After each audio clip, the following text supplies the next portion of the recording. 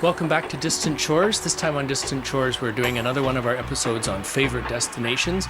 We're here in our fabulous Bahamas, just drying the boat out on a low tide on a sandbank in the Bahamas. And while we wait for the tide to drop, we thought we would have a chat with you. Yeah, and we're talking today about the French canals. We did an episode already on going up the Seine River to Paris and getting your boat ready for the canals. And now we're going to talk a little bit about going through the smaller canals and the smaller locks, and just exploring that part, getting your boat ready for those small canals. Right, and that was pretty scary, the very first lock that we did. Let's take a look at that one. Okay, well here we go into the very first of these little tiny locks. We got our fenders mostly sorted out. We've got a plan where we've got the wooden planks on the side, according to what people have said, but the lock just looks so tiny. Normally, we just hang our fenders down to act as a cushion and protect the hull when we come in to moor beside a wall. The problem here is that we'll be moving on into the lock, and fenders would just roll back and slide up, exposing the hull as we travel in. Hey, lots of room. Oh yeah. I'm getting awfully close on this other side. The wind feels like it's pushing us. I'll move forward if I have to, because we're worried about the mast and all the sticky bits, and I can't see from here. Well, my heart was pounding as we were coming in there. We're pretty close to the sides, but a few inches to spare. Yeah, we're safely in. Woo!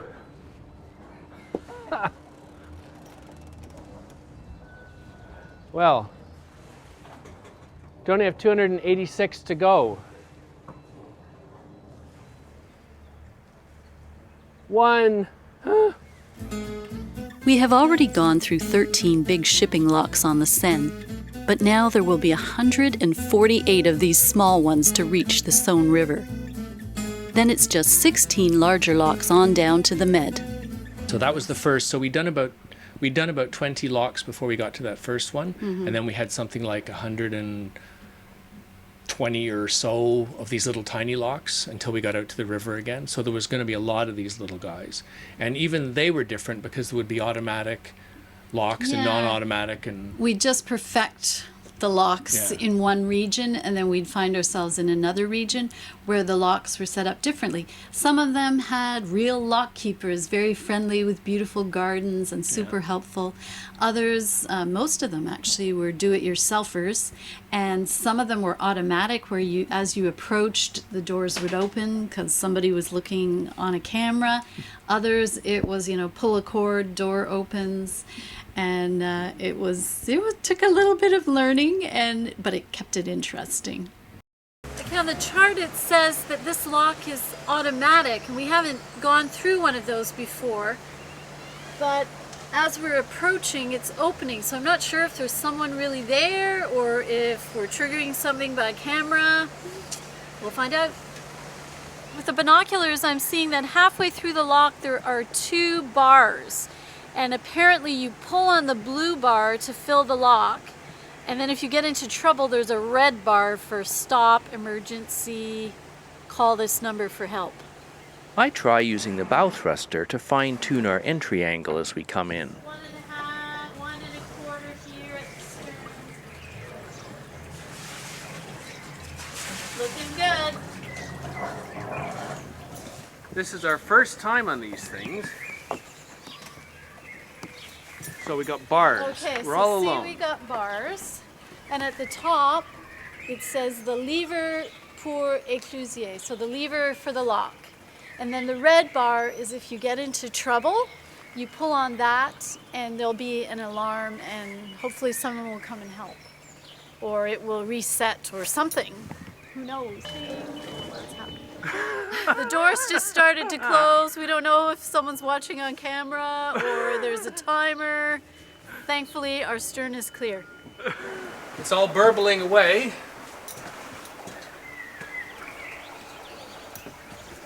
We're fine in here. We've only got about this much on each side, which is hard to get in, hard to get out. But once you're in, it's sort of neat because you're basically held right in place with the size of the lock. So I've been so looking forward to coming to France and going through the inside of the country and just really getting to see what the middle of France is really all about. The canal route takes us through some lovely old towns, some of which grew up around the canal after it was built hundreds of years ago, and some were built around the river, which the canal now runs alongside. These rough stone walls will demand a few changes to our fender and board strategy, as they need to slide up and down the locks as well as along the walls on entry and exit. The next day I add a much longer board, almost hanging in the water, and tall enough to protect the fenders and stop them from swinging back if they touch the wall.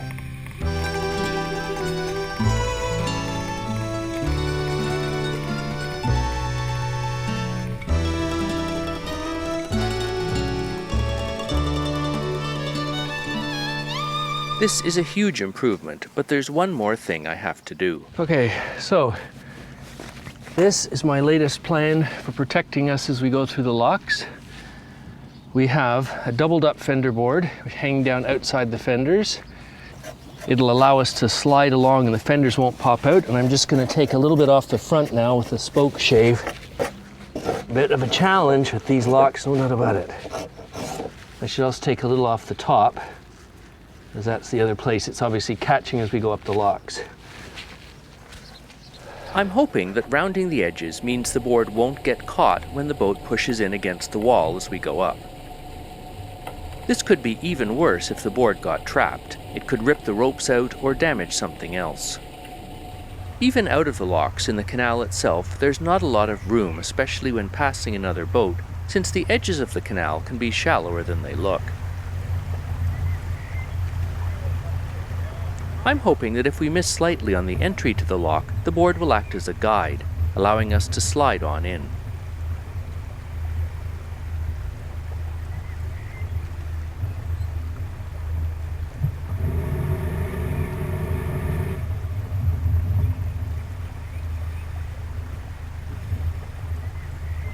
Once we're stopped, we get to practice our sailor line toss, lassoing the bollards to hold us in against the turbulence.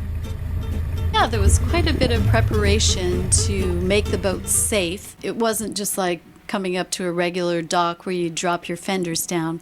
We had to set up fender boards. The canals were very narrow for our boat, our Southerly 49, the boat we were sailing at the time. She was 4.3 meters wide, I think, and the locks are 5 meters wide. So you've only got this much total space to have fenders and do both sides. So that much fenders on the one side and that much on the other, and you end up with about that much space on each side of the boat as you went into one of the locks. But you don't put the fenders in and out, you just leave the fenders out the whole time. Once we got them perfected, we didn't touch them until we got down to the Mediterranean. The real secret for us was fender boards, wasn't it? Right, yes, it so was. We knew we would need a fender board, but we hadn't quite thought it through as to the best way to make one. So our basic goal was to make the boat essentially square. Yeah, So- big rectangle. So there would be a board on each side, and then we had a rope forward so that the board wouldn't swing aft when you came into a lock and scuffed along the side of it. We had the fenders behind that, so the fenders themselves never touched the wall. The board would roll along the wall and was getting scraped down. The fenders fenders were kept protected. the board away from the boat because we just had the fenders, they'd pick up grit and then roll against the gel coat, which was, not a desirable thing. Yeah. So we left everything up. In the 10 weeks that we went from the north to the south of France, we went through 179 locks and not a scrape. So we're very proud of that. But that's part of the reason that you don't lift the fenders up and down, because it's just one lock after the other.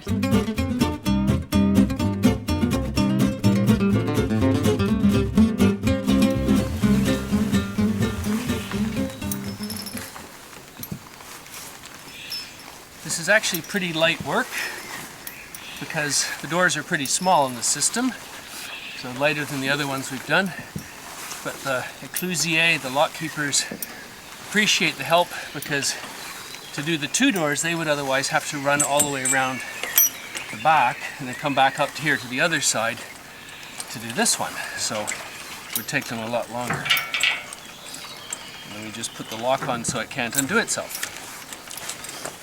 Besides operating the locks, the keepers offer advice on the local area and deal with our poor French. Un châtillon. Le grand bief de 8 km et demi. Et là, vous arrivez à Montbrouille. Répétez, s'il vous plaît. Je parle français comme une vache espagnole. Ouais, bah moi. OK.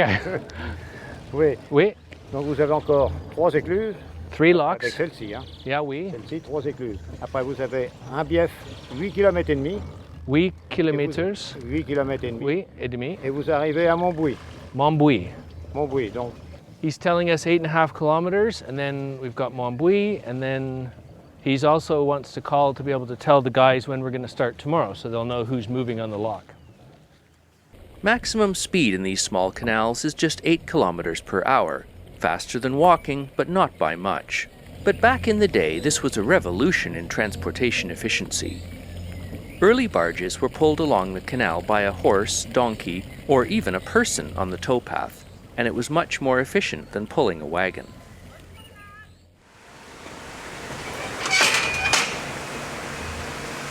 Oh, I see. There's lights on the gates. Alarms are ringing. Lights are on. For something that looks like it's 400 years old, it's certainly been modernized pretty well. Electronic alarms, surveillance cameras, automatic lock, gate with hydraulics, everything, sensors, and it's all started at 400 years ago. Now the push of a button here starts the process that lets in 200,000 liters of water for every meter we go up the lock. This process requires just a few small motors running the inlets and outlets, and the hydraulic rams to operate the doors that let us out. Just the natural fall of the river water does all the heavy lifting.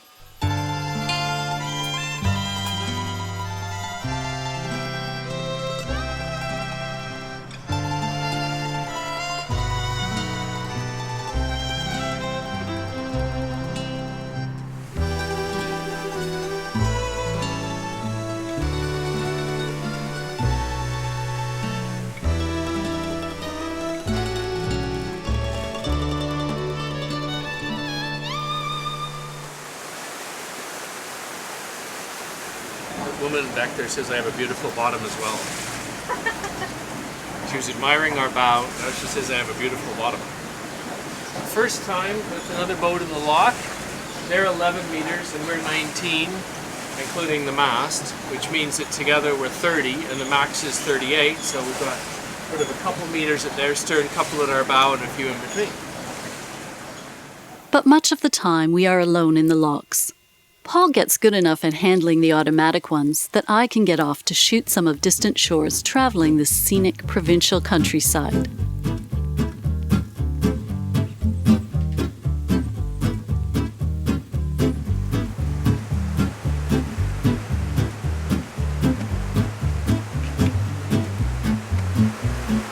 Pull the doorbell and up goes the lock. And then one of the tricks is whether the locks are going up or down. Yes. Because as you start, of course, when you leave the ocean, you're going up toward into France. But then at some point you start going down into a river valley and then up another side. And the experience is completely different. So from handling the boat when you're at the helm, you're going to be coming into a lock that's going up. That means you're entering a kind of a little tunnel. And that means there's no wind, so the boat's not being blown around, and you have the walls up beside you so you can scuff in the walls and protect your boat. We just came through lock 13, so ahead is... Lock 14. No, lock 12. 12. Okay. So what we've just done is crossed over the highest point on this part of the canal, which means kind of a watershed. So the last lock was going up after we've done about 60 something locks up. So this will be our first one to go down. So we've so far not driven into any of these locks where the lock is at the top. It's windier, kind of worried about that because it's quite a windy day. I can't really see because I'm used to seeing these great big huge walls. Wind is blowing, oh man. Okay. I think I got it perfect. I don't know if I'm gonna be able to do this every time though. Okay, and lasso the line, and woohoo! Way to go, baby.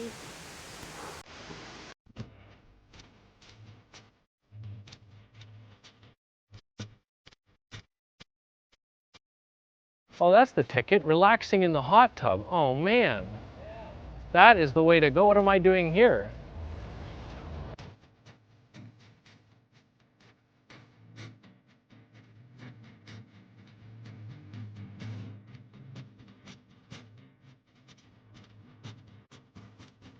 When you buy your cruising permit, information on that in the description below, it included some free tie-ups, terminal walls, and various free docks that they put. There were also some very nice marinas, private marinas along the way that you would pay for, and then this thing that we did with the picks if we couldn't find a proper wall to tie to or pontoon. But we really never had trouble finding a spot to stay, did we, with all those options available. And it was just such a lovely way to see the French countryside, because you're in a protected canal, waterway, things going by all the time, places to stop, things to see and do. Great way to see France. There's no traffic light, so you have to come out to here to see, and then it turns out that there's a boat coming the other way, so we'll back up. Not all boats like to back up in a predictable manner, but Distant Shores 2 with her bow thruster handles these tight quarters fairly well. Then it's our turn to head into the narrow entrance of the Briar Aqueduct.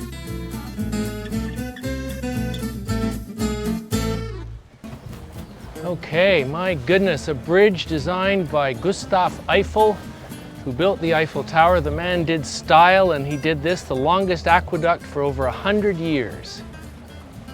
The point of this aqueduct is it means you can come along the canal and cross the river, whereas if the aqueduct wasn't here, you'd have to go down and cross the river, and the river is really dangerous and hard to cross in the season.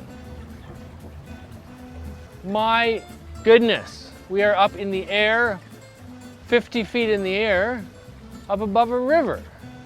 I've never seen anything like this. Unbelievable. The aqueduct lets the canal cross the Loire well above the river and floodplain below. The span is 662 meters, an incredible accomplishment when it was opened back in 1896.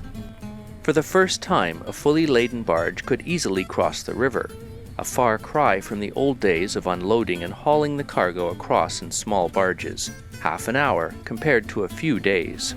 So that's the little canals across France. Please throw a comment below if you have any questions or are planning the trip yourself or would like to go there someday. If your own boat doesn't fit through the canals, it's really quite sensible to rent a boat and either do a week or a few weeks. Or some people even buy a boat specially to do the canals and then do that for a year or two and then sell the boat again. So a custom-built canal boat, of course, is a lot easier and doesn't have all the problems with fendering and that sort of thing that we had with our boat. There's so many canals in France and Europe in general, and they're historic waterways. So if you enjoy history and lots of sightseeing and really getting to know the heart of a country, canal travel is pretty fun. And we love that with our southerly because we can swing up the keel. She's very shallow, so we can get into some of these tiny little places that other sailboats can't. So throw a comment below if you would like to do the trip, if you have any questions about what we've done. We've also made a bunch of videos. We did 5 TV shows about the trip across France. So we've got those available through links below on Vimeo. And we're going to do another one of the series on the final part through the little canals and then down the big river all the way to the Mediterranean. And wine country. And don't forget to subscribe to the Distant Shores YouTube channel so you don't miss any of these upcoming videos. Thanks for your support. See you next time.